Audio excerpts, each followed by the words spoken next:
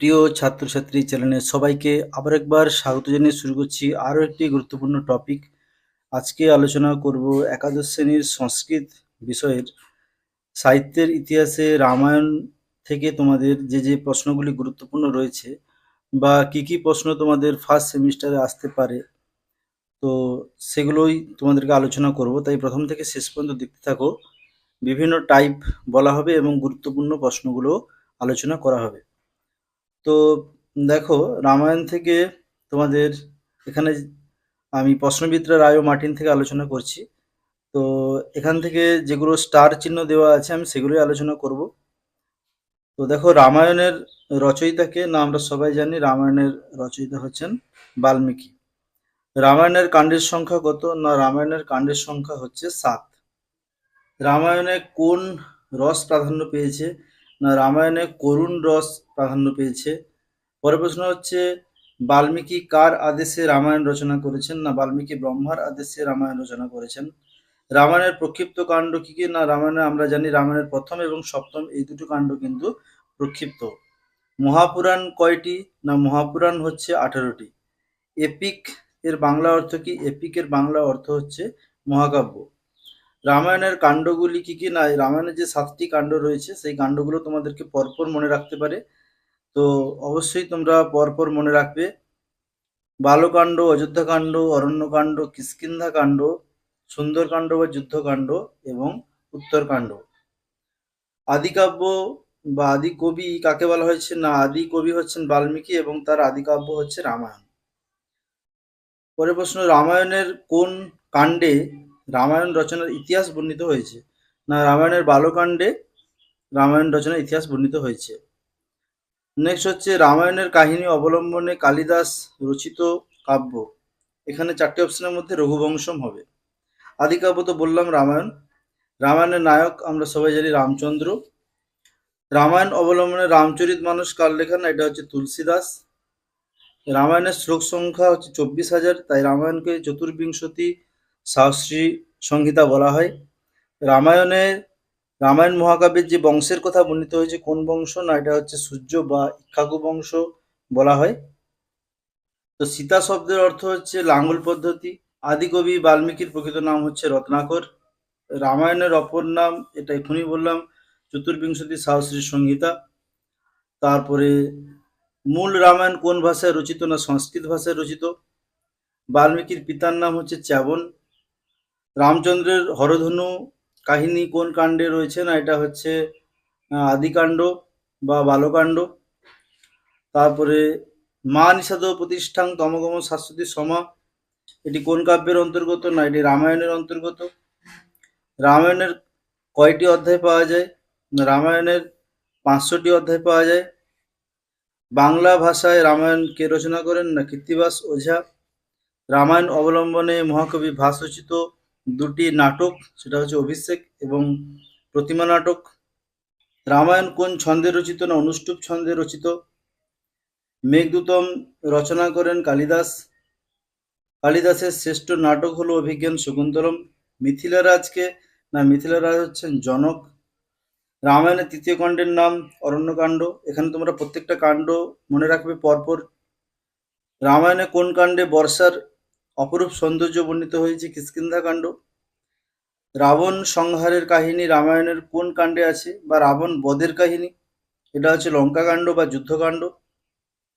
রামচন্দ্র ও সীতাদেবীর পুত্রের নাম হচ্ছে লব এবং কুশ। রামচরিতমানস হলো কবি তুলসীদাসের দ্বারা প্রণীত হিন্দি, অর্থাৎ হিন্দিতে এটা অনুদিত হয়। রামায়ণে কৌশল এর রাজধানী কি ছিল? না, অযোধ্যা। সীতার অগ্নি পরীক্ষা রামায়ণের কোন কাণ্ডে আছে? না, যুদ্ধকাণ্ডে আছে। রামায়ণ অবলম্বনে বাল্মীকি প্রতিভা নামক গীতিকাব্যটি কার লেখা? না, এটা রবীন্দ্রনাথ ঠাকুরের লেখা। রামায়ণে যবন বলতে বোঝানো হয়েছে গ্রিকদের। রামায়ণে যবন শব্দটি কতবার ব্যবহৃত হয়েছিল? 2বার। লব কুশ কার কাছে রামায়ণ গানের শিক্ষালাভ করেছিলেন? না, বাল্মীকি। আর্য অনার্যদের মধ্যে বিরোধ কোন গ্রন্থে পাওয়া যায়? রামায়ণে পাওয়া যায়। রামচন্দ্রের বনবাসের কাহিনী রামায়ণের কোন কাণ্ডে রয়েছে? না, অরণ্যকাণ্ডে রয়েছে। রাম কাহিনী কে কার দ্বারা বিবৃত করেছেন? না, বেদব্যাস নারদের দ্বারা। রামায়ণ অবলম্বনে ভট্টি রচিত কাব্য হচ্ছে ভট্টিকাব্য। গুরুত্বপূর্ণ প্রশ্ন এরপরে, রামায়ণের টিকাকার হলেন রামানুজ। সীতা কার কন্যা ছিলেন? না জনক, মিথিলা অধিপতি জনকের কন্যা ছিলেন। নেপালি রামায়ণের রচয়িতা হচ্ছে ভানুভক্ত। রামচরিত এর রচয়িতা হচ্ছে সন্ধ্যাকর নন্দী। বানররাজ কে ছিলেন? না বালি। বাল্মীকি প্রথম জীবনে ছিলেন দস্যু। আর এটা তো বলাই হয়েছে ইক্ষ্বাকু বংশ। রামায়ণের কোন কোন কাণ্ডে রামচন্দ্রকে বিষ্ণুর অবতার বলা হয়েছে? না প্রথম এবং সপ্তম কাণ্ডে। এই দুটি কাণ্ড কিন্তু প্রক্ষিপ্ত তোমাদের মনে রাখতে হবে। রামায়ণের কোন কাণ্ডে রামের সঙ্গে সুগ্রীবের মৈত্রী বা বন্ধুত্ব স্থাপন হয়েছিল? এটা হচ্ছে কিষ্কিন্ধা কাণ্ডে। সুগ্রীবের অগ্রজ বা বড় ভাইয়ের নাম হচ্ছে বালি। মৃত্যুর শোকে কাতর বাল্মীকি মুখ থেকে প্রথম উচ্চারিত হয়েছিল একটি শ্লোক। সীতাহরণ রামায়ণের কোন কাণ্ডে রয়েছে? না অরণ্যকাণ্ডে রয়েছে। সমুদ্রে সেতু বন্ধনের কথা রামায়ণের কোন কাণ্ডে পাওয়া যায়? না যুদ্ধকাণ্ডে পাওয়া যায়।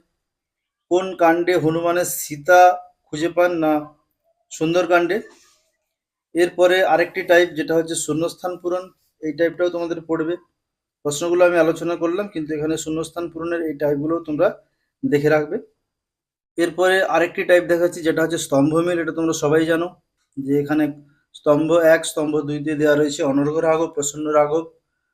উত্তর রামচরিত, বারো রামায়ণ স্তম্ভ 2 এ রয়েছে রাজশেখর, ভবভূতি, জয়দেব এবং মুরারি। তো প্রথমে রয়েছে অনর্ঘ্য রাঘব, অনর্ঘ্য রাঘব হবে মুরারি।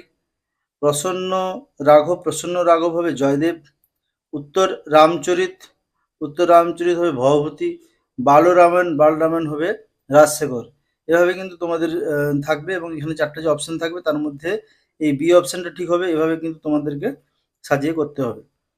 তারপরে পরের যেটা দেওয়া রয়েছে এখানে দেখছো সংস্কৃত, প্রাকৃত, বাংলা, কন্নড় এখানে ভাষা রয়েছে। তারপরে এখানে কিছু সাহিত্য রয়েছে, এরকম থাকতে পারে। এরপরে দেখছো কাণ্ড থাকবে। এই যে পরপর কাণ্ডগুলো আছে, কাণ্ড অনুযায়ী যে ঘটনা, সেই ঘটনাগুলো রয়েছে, কোনটা কার সঙ্গে মিলবে এটা দেখতে হবে। তারপরে রয়েছে চরিত্র, রাম, লক্ষ্মণ, ভরত, শত্রুঘ্ন, এবং এখানে স্ত্রী চরিত্র রয়েছে, কার সঙ্গে কার বিবাহ হয়েছে। তো এরকম কিন্তু টাইপ তোমাদের পড়তে পারে। এরপরে অ্যাসারশন এবং রিজনিং আছে, অর্থাৎ বিবৃতি কারণ।